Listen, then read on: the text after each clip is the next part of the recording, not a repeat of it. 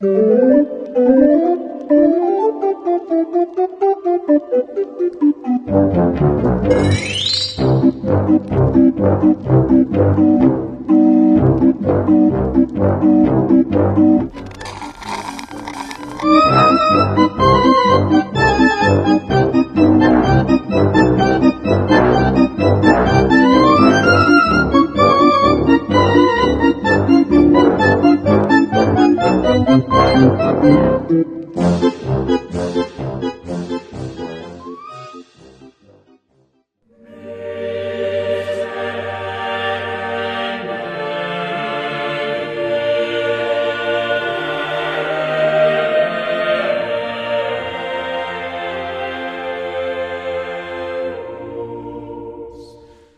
Jean nous exhorte à ne pas aimer le monde en nous expliquant pourquoi.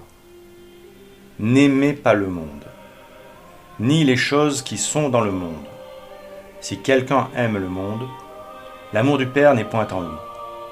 Car tout ce qui est dans le monde est concupiscence de la chair, et concupiscence des yeux, et orgueil de la vie. Or, le monde passe, et sa concupiscence avec lui. Mais celui qui fait la volonté de Dieu demeure éternellement.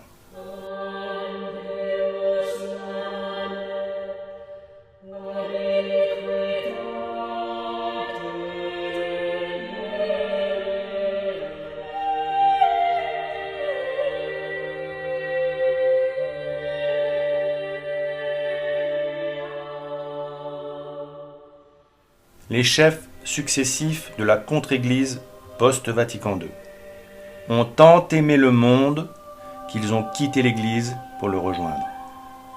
Ils ont été les enfants du monde et leur fausse église passera aussi.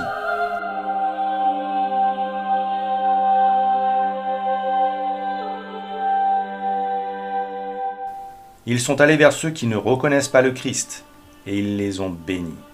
Et ils se sont unis à eux pour prier, parce qu'ils n'étaient plus dans l'Église. Ils sont allés vers ceux qui ne reconnaissent pas la très sainte Trinité, et ils les ont bénis. Et ils se sont unis à eux pour prier, parce qu'eux-mêmes n'étaient pas catholiques. Enfin, ils sont allés vers ceux qui nient l'Immaculée Conception, qui blasphèment la très sainte Vierge, et ils les ont bénis.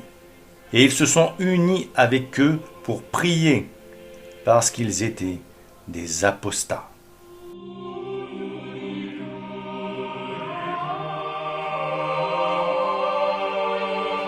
Le 20 décembre 2013, lors d'une homélie, M. Bergoglio fit cette déclaration scandaleuse au sujet de la très sainte Mère de Dieu au pied de la croix. Elle était silencieuse, mais dans son cœur, que de choses disait-elle au Seigneur. Toi, ce jour-là, tu m'as dit qu'il serait grand. Tu m'as dit que tu lui donnerais le trône de David, son père, qu'il régnerait pour toujours, et maintenant, je le vois ici. La Vierge était humaine, et peut-être avait-elle envie de dire « Mensonge, j'ai été trompée ». Et pour ceux qui douteraient que cette déclaration refléta le fond de sa pensée, qu'il s'agissait là d'un dérapage, le « pape Bergoglio réitéra le même blasphème en mai 2015 en répétant « Très souvent je pense à la Vierge Marie. Quand on lui a donné le corps de son fils, tout blessé, on avait craché sur lui, couvert de sang, sale. Et qu'a fait la Vierge Marie ? Emportez-le. Non, elle l'a embrassé, elle l'a caressé. La Vierge Marie non plus ne comprenait pas, parce qu'à ce moment-là, elle s'est souvenue de ce que l'ange lui avait dit. Il sera roi, il sera grand, il sera prophète. Et dans son cœur, certainement, avec ce corps tellement blessé dans les bras, avant tant de souffrances avant de mourir, dans son cœur, elle aurait certainement eu envie de dire « Menteur, j'ai été trompée ». Ces paroles sont effroyables. Dans une conférence donnée le 15 août 2016, Miles Christi analysait ainsi les propos de ce triste personnage, qui se fait passer pour le vicaire du Christ. Selon lui, Marie ne comprend pas ce qui arrive à Jésus. Marie ne comprend pas le sens de sa souffrance. Marie, au pied de la croix, se révolte contre Dieu dans son cœur. Marie estime qu'elle a été trompée par l'ange Gabriel au moment de l'Annonciation. Marie ne consent pas librement et lucidement au sacrifice rédempteur de son Fils. Marie n'est donc pas Notre-Dame des Sept Douleurs, ni la reine des martyrs. Marie n'a rien compris à la prophétie de Siméon lors de la présentation de l'enfant Jésus au temple. Marie ignore ce qu'elle fait là, et elle méconnaît le sens de sa mission. Marie ne sait pas quel rôle lui est dévolu dans le plan du salut.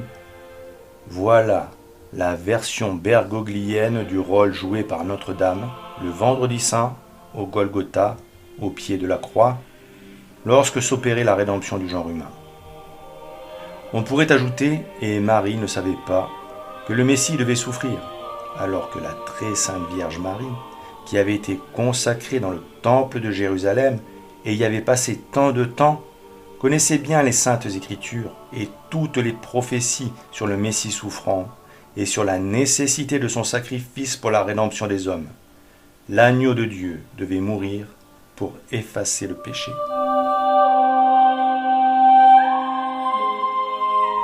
Alors, quelle sorte de catholique pourrait donc être en communion avec celui qui présente ainsi la très sainte Mère de Dieu, comme une ignorante, comme une sotte, elle, en qui pourtant la grâce n'a jamais connu d'obstacle, et en qui la grâce n'a cessé de croître dans des proportions qui nous dépassent. Alors oui, quel catholique peut être en communion avec celui qui parle ainsi de notre très chère mère, cette mère si bonne, si douce, si désireuse d'accomplir la volonté de Dieu, que le Christ, agonisant sur la croix, dans un dernier geste de bonté, nous l'a donné pour mère. Quel fils indigne passerait ainsi sous silence l'injure faite à sa douce mère du ciel. Cette très sainte mère qui n'a jamais douté, qui a accepté, en présence de l'archange Gabriel, toutes les conséquences de l'incarnation. Elle se serait révoltée contre Dieu au moment où s'opérait la rédemption. Mais quel catholique peut, sous le regard de Dieu, dans une église, lors du canon de la messe, se dire uni à celui qui professe de tels blasphèmes? Et quel prêtre peut prêter sa voix au Christ pour offrir le très saint sacrifice en union avec ce misérable, en pensant être agréable à Dieu? Quel prêtre peut oser prêter sa langue et sa voix au Seigneur pour prétendre associer cet antichrist au saint sacrifice? Un membre du corps mystique du Christ ne peut pas être uni avec un blasphémateur notoire qui, dans son impiété, montre qu'il n'a aucun respect ni crainte de Dieu. Alors, à la question, ces hommes qui s'allient avec les ennemis de l'Église peuvent-ils être unis avec l'Église? Il n'y a qu'une réponse et elle est limpide. Non, ils ne le peuvent pas. Ils se sont agrégés avec les combattants du diable pour combattre l'Église du Christ. Les blasphèmes de M. Georges Bergoglio le prouvent tous les jours. L'hérésiarque, le blasphémateur et l'apostat sont hors du corps mystique. Et si les trois se trouvent réunis en une seule personne, comme pour former une espèce de trinité diabolique, et que cette personne soit assise sur le trône de Saint-Pierre, comment la nommer si ce n'est Antichrist? Et Antichrist le furent aussi tous ceux qui lui ont préparé la voie, de M. Roncalli à M. Ratzinger. C'est une œuvre de miséricorde que de les dénoncer et de mettre en garde nos frères catholiques de fuir leur secte pour revenir dans l'Église catholique.